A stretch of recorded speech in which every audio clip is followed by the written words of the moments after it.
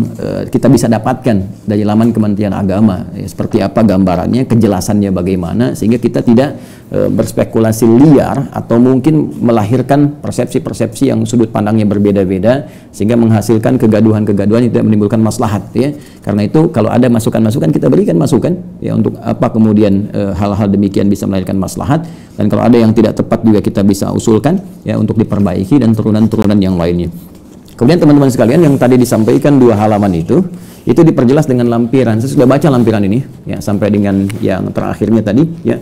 Jadi yang tadi ditegaskan lagi, ada penjelas lagi di sini kenapa kemudian keputusan pembatalan itu dihadirkan. Nah, ini yang mau saya dudukkan, ya, sama teman-teman semua, sama kita semua, bahwa saudara-saudariku, dasar utama, ya, untuk hadirnya pembatalan ini kalau kita baca, ya, kalau kita baca, saya kan bukan Menteri Agama, jadi tidak dalam kapasitas menerangkan itu, tapi kalau kita baca dari keputusan Menteri Agama ini, tentu terlihat ada 2 aspek yang paling utama.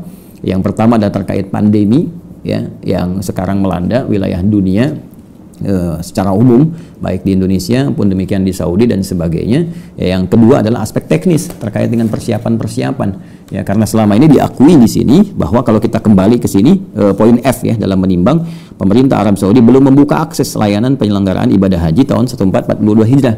Ya, jadi aksesnya belum dibuka dari sana, belum ada informasi, sedangkan pemerintah Indonesia membutuhkan ketersediaan waktu yang cukup untuk melakukan persiapan bagi jemaah haji, gitu kan? Nah, ini teman-teman sekalian, dua ini saja. Ya, jadi pertimbangannya 2, diperlukan waktu yang cukup karena mengatur jemaah-jemaah yang sudah disiapkan. Ini belum tahu kuotanya ada berapa. Kemarin juga dari Duta Besar juga menyampaikan statement, dan saya dapat juga tembusan dari surat yang kemarin sampai itu, ya, yang ramai juga dibahas gitu, bahwa Duta Besar juga menyampaikan belum ada pembahasan spesifik tentang haji ini, ya, dan belum bisa menginformasikan kuota Indonesia itu berapa sih, yang lain berapa, gitu kan. Jadi belum sampai ke pembahasan itu. Sementara alasan pemerintah tadi menyampaikan bahwa di kita ini butuh persiapan-persiapan untuk pemberangkatan. Nah, jadi 2 alasan ini teman-teman sekalian yang disampaikan kepada kita semua, dan nanti dirinci.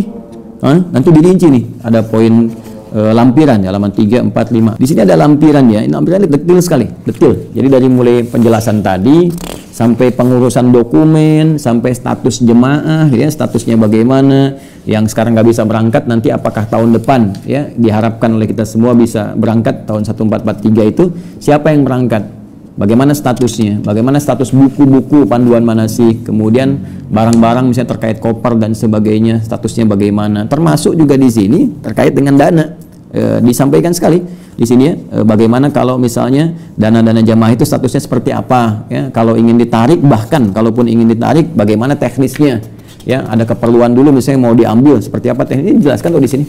Ada sampai dengan gambar-gambar alur pengembalian tuh, setoran pelunasan bagi jemaah haji reguler itu seperti apa, ininya bagaimana, kemudian bahkan di akhir itu ada surat kuasa kalau memang harus dikuasakan, termasuk ada yang pendamping dan sebagainya. Jadi saya kira kalau kita baca keseluruhan jelas disampaikan, ya.